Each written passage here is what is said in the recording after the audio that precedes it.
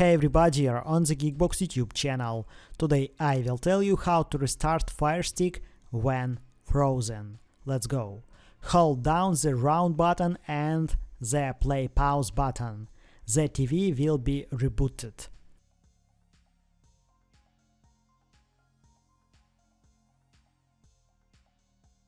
Wait for the reboot to complete.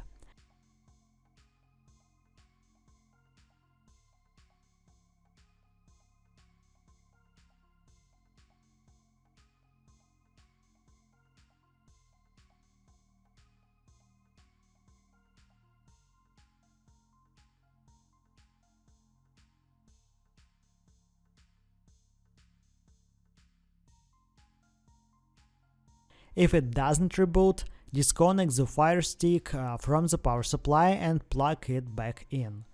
The TV will be rebooted.